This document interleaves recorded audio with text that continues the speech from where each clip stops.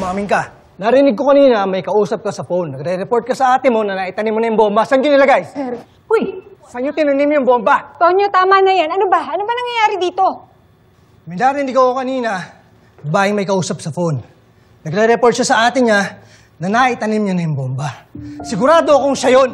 Sir, that's a serious accusation. Hindi ko po magagawa yun. Hindi, narinig kita kanina eh. Kausap mo yung ate mo. Ano ba? Bitawan mo nga siya. Tama na yan. Tama na yan. Saan mo nilagay yung bomba? Tumigil ka. Turo mo na. Saan mo nilagay? Ano ba? Bitawan mo nga Turo siya. mo na. Hoy! Sabihin mo Ano na, saan yung bomba? ginagawa mo sa kapatid ko? Bakit mo hinaharas? Ikaw? Ikaw yung ate niya? Oo, bakit? Saan nyo nilagay yung bomba? Ha? Tonyo. Saan nyo nilagay? Tumigil. Tama na yan. Tama si Jared. Lasing ka nga. Oo, nakainom ako, pero sigurado ako doon sa narinig ko. Paano ka nakakasiguro?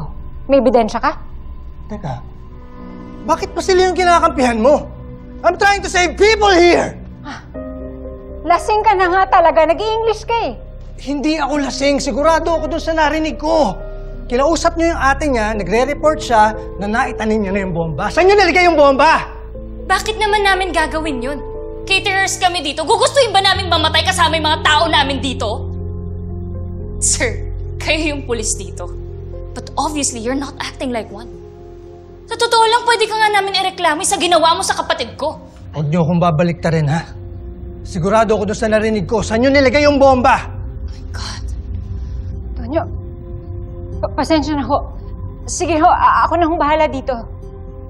Tara nga, Trisha. Teka, sandali. Bumalik kayo dito! Tonyo, ano ka ba? Kung may issue ka sa akin, hindi mo kailangan gumawa ng eksena at mag-imbento na may bomba dito para magpapansin sa akin. Hindi ako nagpapapansin sa'yo. At hindi personal to. Oo, masakit na makita ka kasama ni Jared. Pero labas siya dito. Ngayon, kung gusto mo talaga siya, edi sige, go! Pero sigurado talaga ako doon sa narinig ko. Bahala ka na nga. Jared, dali ka na.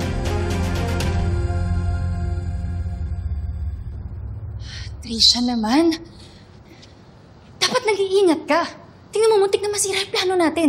Ate, I'm sorry. Nakatago talaga ako nung tinawagan kita. Hindi ko alam na nandun si Lieutenant Conde. Alam mo, buti na lang lasing yung pulis na yun. Kaya kahit yung mga kasama niya, hindi naniwala sa kanya.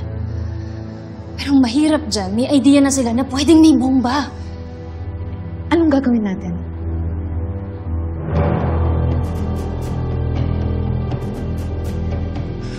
Ganito, magligpit ka na. Tapos yung ibang staff natin, pauwiin mo na sila. Kailangan na natin iset yung timer. Okay? Go!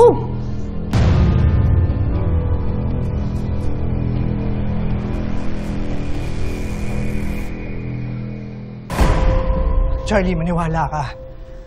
Natanggal yung lasing ko nung narinig ko yung tungkol dun sa bomba. So narinig mo, kausap niya yung kapatid niya na merong nilagay na bomba.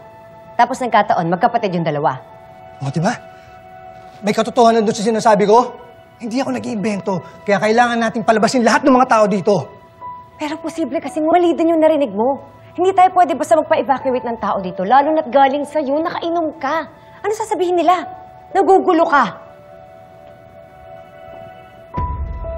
O, Tonyo. Minom ka muna para mahimasmasan ka. Umayos ka nga, aakit pa tayo sa stage. Hindi ko kailangan yan. O sige, ganito ha. Paano kung tama yung rinig ko? Tapos sumabog yung bomba. Nalaman ni Chief, meron tayong chance pero hindi natin ginawa. Wala akong pakialam kung tingin nyo sa akin lasing. Pero hindi kong papatawad sarili ko kung may masasaktan dahil dito. O sige, ganito. Maghiwa-hiwalay tayo. Umiko tayo. Hanapin natin yung mga posibleng pinaglagyan ng bomba. Tapos magkita tayo dito after 15 minutes. Jared, Bobby, doon kayo. Tonyo, dito tayo.